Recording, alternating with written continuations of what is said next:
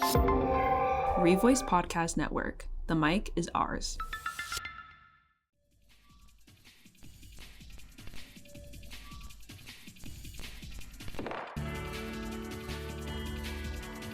Welcome back to Bad Attitude, the podcast where we dive into the creative prowess behind local VCU artists. Bad Attitude was created by host/sound editor Brett Coleman and producer Abby DeCandia. In Season 3, we'll be sitting down with a variety of creatives that we hope to recognize from VCU and dive into the mind of the individual. On this 11th episode of Season 3, we're sitting down with Logan, who is an art student at VCU currently focusing on illustration. They are in their junior year at VCU. They create really colorful and visual pieces of art, sometimes even creating glass sets. Logan gives it their all when creating pieces. On their Instagram, you can see so many different beautiful illustrations and pieces of art. Hello, I'm Logan Hillier. I am, like you said, a junior in comm arts. I do a lot of illustrations, cartoons mainly. I draw a lot of animals. I really like drawing animals. Anything that's emotional, comics, stories, characters, anything like that. Why don't you go more into your social media presence? And do you think that social media is a sufficient outlet to showcase art? I believe so. In this day and age, you need a social media to show your art. I feel like some people don't have one, but I feel like it's really helpful and it does help showcase your art. And it helps build like a community around your art, which I think is really helpful. And it's motivating when you see people like and support your artwork. It's like, it's really nice. So I think it's definitely helpful to post on social media, but there's also the rough side of it where like when you post something you really like and it doesn't get as much traction as you thought it would have, and then it's like, whoa, wait. But I think it is definitely one of the best ways to showcase your art. Yeah, definitely art. And also saying, when I was looking at your Instagram, you have such a huge like output of art you've made, and you really don't skimp on that. You really put it all out there, and I think that's a really good thing. You have lots of pieces. They all look amazing. Some of those, I was looking at a few, really caught my eye. One of them was Cooking Mama crab painting. Oh, yeah. It looks like I'm in the video game. Thank you. Looks just like that. Yeah, I love the colors and everything. It looks amazing. And then you also have you made this glass set. I think it had some caterpillar on one of them. Oh yeah, the hungry caterpillar. Yeah.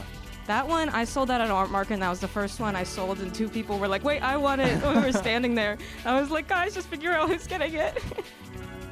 Yeah, but glass sets, that's so cool. Like, that's such a cool media to work with. And then you also had this one oil painted tree that was really cool looking. Yeah, you have a lot of diverse stuff on your page. You don't just do one thing. You kind of do a little bit of everything, which I really appreciate for sure. And when you think of art, what do you think is the most important part? Creativity or being consistent and creating lots of pieces? In other words, having the drive or the creativity, which one would you say you prioritize more? I would say the drive, honestly. Because if you don't like what you're making, then it's not fun. You start to lose your passion for it, and it's very visible in your art. I think when you lose your passion, at least like when I see my own art. So if you are enjoying the process, that's one of the most important parts, I think. So just make sure to draw a lot and make sure you like what you draw. So when you have to draw what you don't like to draw, you are still impassioned with it, basically. Yeah, of course. I'd say the same thing. When I make music, I always feel like if I make one thing I really like as compared to like a group of ideas that are like okay, it feels better just having the one that's way more like driven for sure. And when you look at your process of creating art, why don't you like dive more into it? What is the hardest part about being an artist for you? Time management. There's so many things I want to get done, but when I have like all of these assignments due and like all of these things, which is it's great. It's great for me because it gives me new opportunities to make so many things I wouldn't have before. But the thing is, I don't have time to make the things I really want to make, so that kind of sucks. But that would be the hardest part for me, I think. And when let's say you're working on a piece and you get like, you just don't really know where to go. You're at like a creative crossroads on a piece. What do you tend to do? Do you try and figure it out right there, or do you tend to take a break? What do you think is a better route for you? I think sometimes I really just need to force myself to just get through Yeah, it. yeah. Which taking a break, it's really important sometimes, and it does help. And then you come back to a piece and you're like, whoa, and your like brain completely resets, and you're like, wait, I know exactly what to do. But other times, I know when I let myself take too long of a break, I just never come back to it. Yeah. Even if it's something I really want to figure out. Mm-hmm. So I think it's like figuring out when those two things are the right way to go. Yeah, I definitely feel that. If I'm like working on something at music and I'm like, I'm really about to strike gold here, but I'm really missing something, it sometimes is just like kind of just like bash your head against like a brick wall and just like figure it out. Yeah, I totally get that. Okay. Cool. What's your favorite TV show at the moment? I've been re-watching Futurama. I love Futurama so much. I've never watched Futurama. I've watched random clips, but I've heard it's pretty good. It's a good watch through. It's definitely one of those shows that's just been on for so long that it teeters off a little bit at the end. But it's a good, really like calm, funny show, which is helpful with life. Yeah, I just love putting on a TV show. I don't really like regular show. I'll put that on. I don't care. Oh yeah, that's a good show. Yeah, I love that show. What about like do you have a favorite movie you've seen this year so far yet? I saw Wicked, but I had mixed feelings about Wicked. Yeah, I never saw Wicked. Yeah. But that's the one movie I'm thinking I saw. I've seen more movies. It's just not coming to my head. Real. What about music? What type of music would you say you're into? I think I'm into a lot. I've been listening to a lot of industrial music right now. Oh, okay. Which has been really fun. Like the music that sounds like you're in like a hardware store and they're like banging like things around. Yeah. That's really fun. I probably couldn't name anybody right now because it's just been like on my explore, but it's been fun just exploring a new genre basically. Yeah, you talk about industrial music. Yeah, I kind of like. I used to be very. Well, okay, I also have another question here. I'll answer this after. Would you say you prefer analog media or digital media? Okay, this is a complicated question for me because a lot of people have a favorite. Yeah.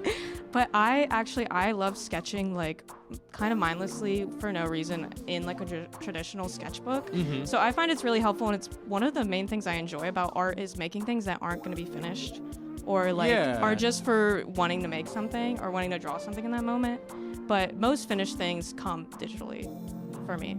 Digitally, yeah. I would say I like analog. I like recording analog. Like I like to use cassette tapes to record. It's a lot more fun, but using digital you can get away with a lot more things. Vaporwave, like there's a lot of cool things in electronic music that most people like don't really see, but that's kind of the coolness of it, like the fact that it's whatever. I feel like that's one thing with electronic music. It's very like whatever it is, whereas like analog is the singular thing.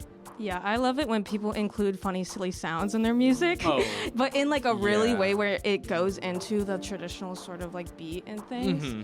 So I don't like it when it gets too crazy, but when it fits in the right way, it's really just awesome. Fit in the right way. Yeah, one of my favorite artists, Tagabo, he does like he'll play like a shoegaze song, and then he does like these goofy, just super goofy, like break beat, break chorus stuff, and it's funny hearing it live because you're just like, like they have a whole band up there, and he's just playing it off of some sampler. You're just like, huh? Like what is he doing? But yeah, nah, I do like.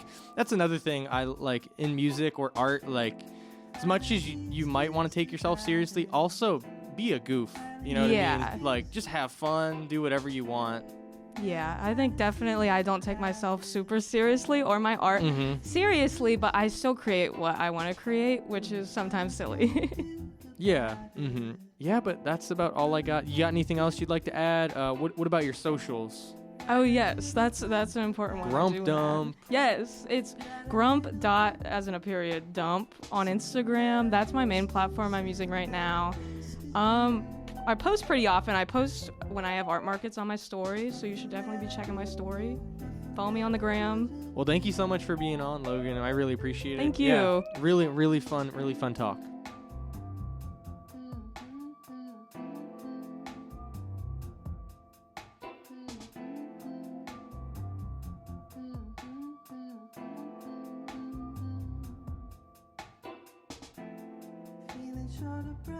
Bad Attitude was created by host/sound editor Brett Coleman and producer Abby DeCandia. Are you a musician, artist, or a creative of some kind? Reach out to us on Instagram at badattitude_revoice to possibly become a guest on the show. We're always looking for more guests. Bad Attitude is exclusively a product of VCU's Revoice Podcast Network, VCU's first student-ran podcast network. While you're at it, go check out a brand new 1-year celebration episode of Rate This Plate. We'll also be uploading brand new shows in the coming months, so stay tuned. Thanks so much for listening to episode 10 of season 3.